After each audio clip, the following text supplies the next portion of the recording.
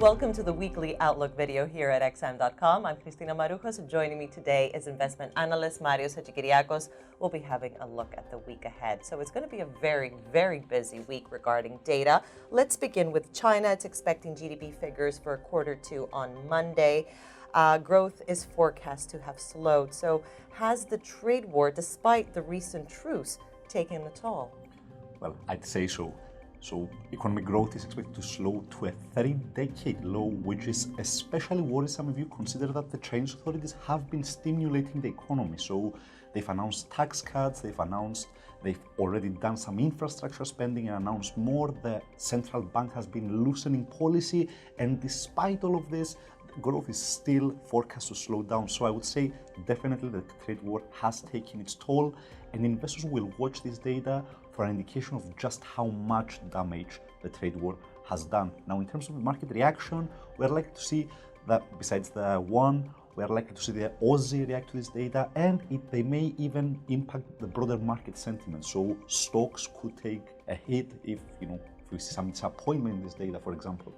Well, let's move into the U.S. now. Retail sales are expected on Tuesday. However, earlier this week, Fed Chairman Jerome Powell all but confirmed a rate cut at the end of July. So given the fact that a rate cut is essentially a done deal, how do you see the outlook for the dollar?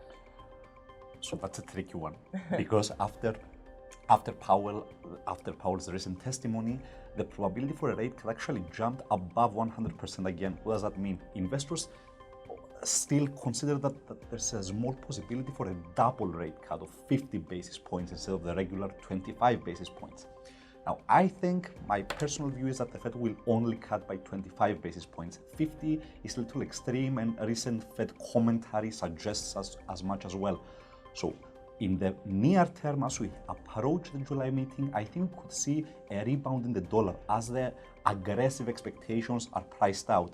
But in the longer term, the picture is still negative. The global central banks are entering an easing cycle, and in this easing cycle, the Fed has more room to cut rates than anyone else. That means that the potential downside in the dollar is likely greater than that in the euro or the yen, for example. I see. Well, let's move into the UK now. It's been fairly quiet on the Brexit front. However, it's going to be a very busy week in the UK regarding data. Now, latest reports have been rather soft. The sterling is on a downtrend. Do you think the data from these reports might offer a glimmer of hope for the UK economy? I don't know about a glimmer of hope, but definitely they could attract some attention. We recently had some comments from the Bank of England Governor Mark Carney. He suggested that the global economy is slowing, so in this environment, the Bank of England doesn't need to raise interest rates as much, maybe. So it was a soft hint that they will fall in line with the other dovish central banks in the coming months. Now, as far as the pound is concerned, I think that the recent downtrend is owed to Brexit and specifically to the two remaining candidates, essentially saying that we have no problem, living in October without a deal. That's important because, unlike Theresa May's previous threats for that, the Tories have now seen, a severe loss of support if you look at opinion polls. So this means that their next leader might have an incentive to actually leave the EU without a deal, because if they don't, that means more loss of support for the Conservative Party in general. So I think that the worst may not be over for the pound, but here's the caveat. If the dollar continues to weaken, that may limit any severe losses in the pound. So there may be a saving grace there in that sense.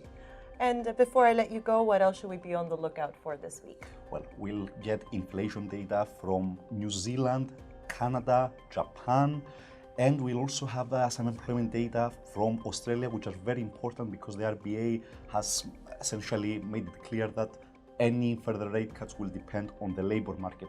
Now, I also want to comment on the Canadian data as well.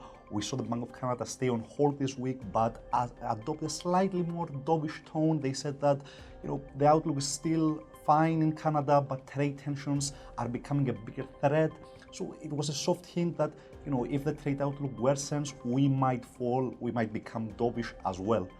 Now, the LOONE, although it weakened initially, it recovered all its losses and it's still the best performing G10 currency this year. as long as the Bank of Canada remains neutral and the trade talks don't break down, I think that the outlook is still positive for the LOONE. I see. Well, Mario Hadjikyriacos, thank you for joining me for this video, and thank you for watching us here at XM.com.